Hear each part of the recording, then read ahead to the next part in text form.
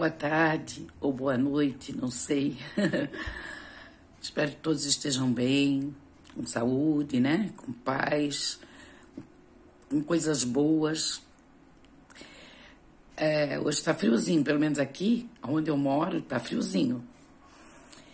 Hoje eu quero falar com vocês sobre uma coisa que eu acho muito pertinente, até porque é um problema de saúde que me acomete. Então, eu tenho, vamos dizer assim, eu passo pela coisa, né? Eu vivo isso, então eu sei o que eu estou falando, né? E eu pesquiso muito também, leio muito a respeito, que é a fibromialgia.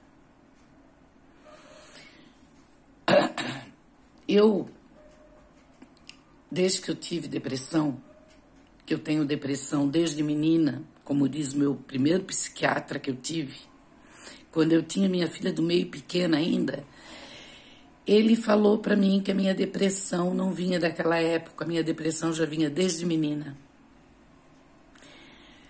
Por quê? Porque a depressão, uma das causas da depressão são os acúmulos, são as coisas que a gente guarda pra gente e não bota pra fora, e a gente sofre sozinha, e a gente não se queixa pra ninguém, e a gente não reclama pra ninguém, e a gente vai sofrendo, aquilo vai se transformando quase como uma bola de neve. Vai crescendo dentro de ti, vai crescendo, e um dia ela explode. E ela explode de algum sentido, de alguma maneira. E desde que eu tive a crise mesmo, que me abateu mesmo, que foi lá com meus 22 anos, 21 anos, porque aí ela veio com tudo, eu tinha muitas dores no corpo. Sempre tive muitas dores no corpo. Muita. Mas nunca tinha se escutado falar em depressão, em fibromialgia e nada disso naquele tempo. E para mim, as dores eram uma consequência da depressão. E eu passei praticamente a minha vida toda tendo dores no corpo. E muitas dores, muitas dores. Dores essas que bem difíceis de aguentar. Mas, como eu disse para vocês, eu achava que era da depressão. Eu dormia mal, eu acordava com o corpo todo dolorido, como se eu levasse uma surra durante a noite. Eu não tinha uma boa qualidade de sono, porque eu estava sempre para baixo, encolhida. E com meus 20 e poucos anos, então, eu fui procurar ajuda de um reumatologista.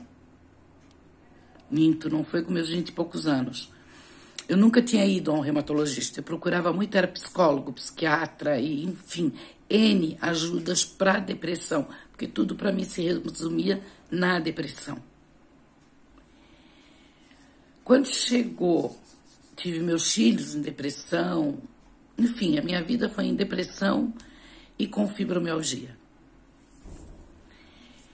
Quando chegou, comecei a trabalhar fora, eu ainda estava na PAI de Florianópolis, eu não aguentava as dores.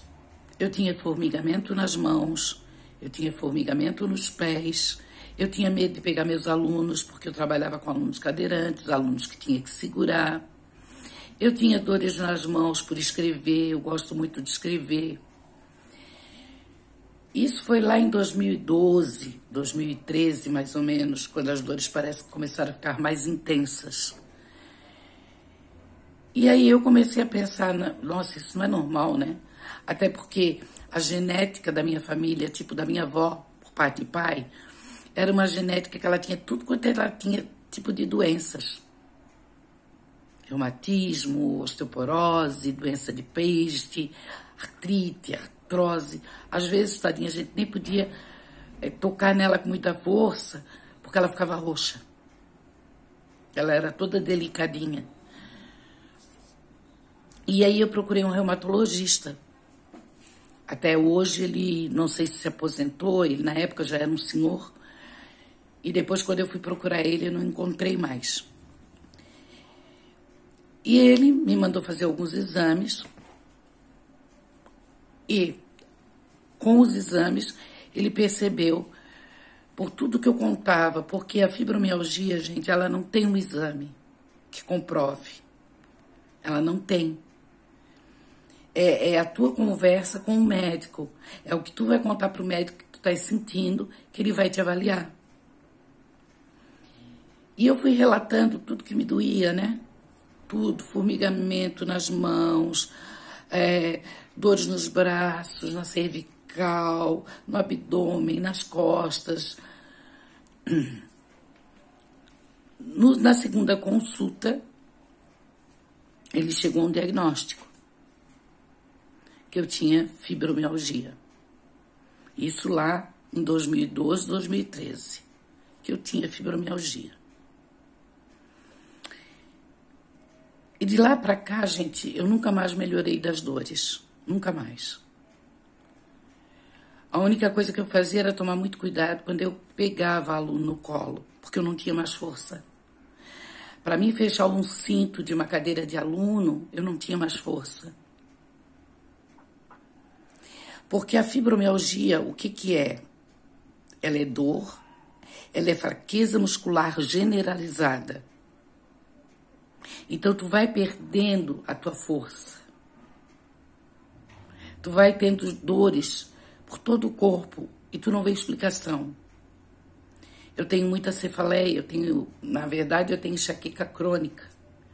Então, tem dias que para mim são insuportáveis de tanta enxaqueca que eu estou. A cefaleia não seria um gatilho, vamos dizer, da fibro. Mas todas as coisas que tu sente na fibro, tudo, ela amplia com a fibromialgia. Se tu tens uma dor de cabeça, a tua dor de cabeça, ela amplia por causa da fibro. Se tu tens uma dor nos ombros, ela amplia por conta da fibro. Porque é uma dor generalizada, é uma dor inexplicável. E tem alguns gatilhos, né? Tem algumas coisas que tu já consegue juntar para ver se tu tem ou não. Mas isso só conversando com o médico que ele vai te dizer. Dor na cervical, nos ombros, nas mandíbulas. Eu tenho muita dor nas mandíbulas. Nos braços, no abdômen, nas costas. Te dá muito formigamento, te dá muita ansiedade. Porque, gente, não é fácil tu acordar e ir dormir com dores. Não é fácil. Só quem tem é que sabe o que é fibromialgia. Ela te dá muita fadiga, ela te deixa sempre cansado, parece que o teu sono nunca é suficiente, por mais que tu durma. Ela te dá perda de memória, ela te dá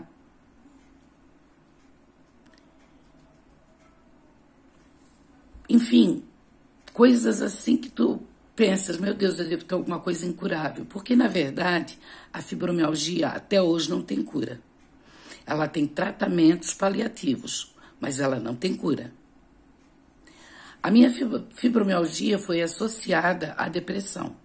Porque, às vezes, a depressão e a fibromialgia andam juntos.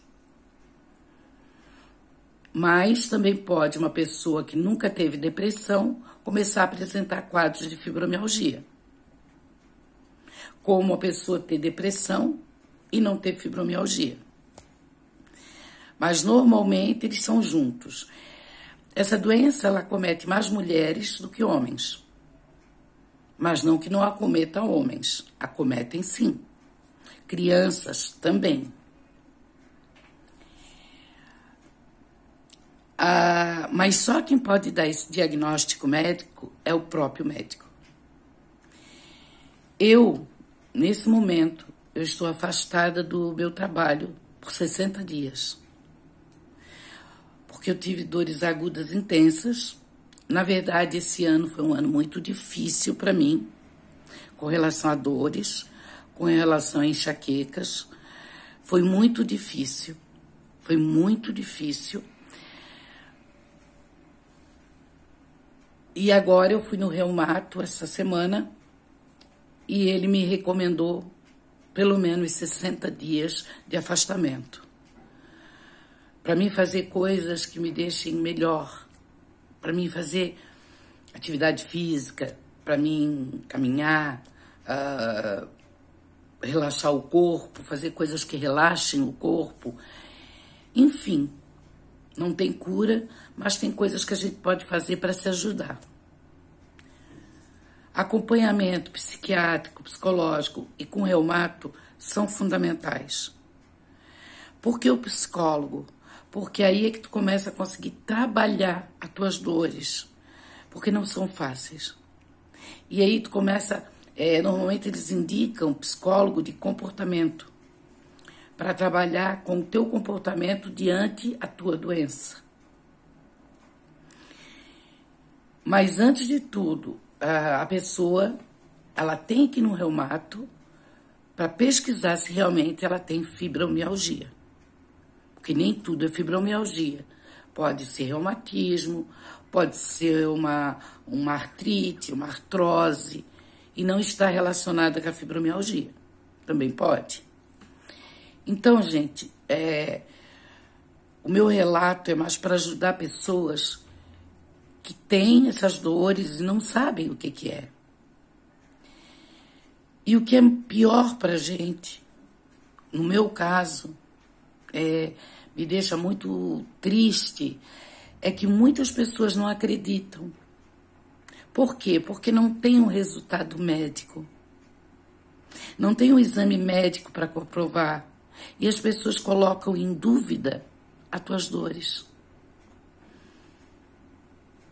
As pessoas não gostam nem de te escutar. As pessoas não gostam nem de entender o teu problema. Porque tem pessoas, gente, que elas só pensam nelas. E para elas só que conta o que elas acham, o que elas pensam.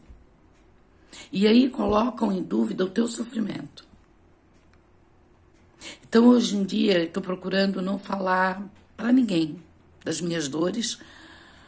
Até porque, na verdade, eu acho que todo mundo tem problemas, né? Todo mundo tem dores. E não adianta a gente ficar reclamando, falando para todo mundo, porque claro que a gente precisa de alguém que nos escute. A gente precisa de pessoas que nos entendam. E é tão difícil encontrar pessoas assim. É tão difícil encontrar pessoas que realmente estejam ali do teu lado para te escutar. Porque elas não querem saber. Elas não estão nem aí. É cada um por si. Mas ninguém queira estar no lugar de uma pessoa com fibromialgia.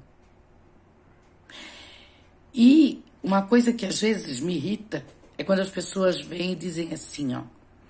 Ah, estás reclamando, vai no hospital ver as crianças lá com câncer. Vai lá ver as pessoas que passam fome.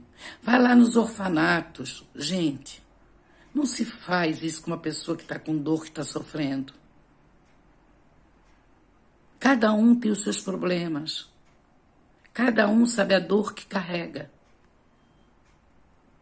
A gente não pode dizer isso. Sabe o que parece quando uma pessoa te diz isso? Que a pessoa, como ela quer tirar o corpo fora, ela te diz isso.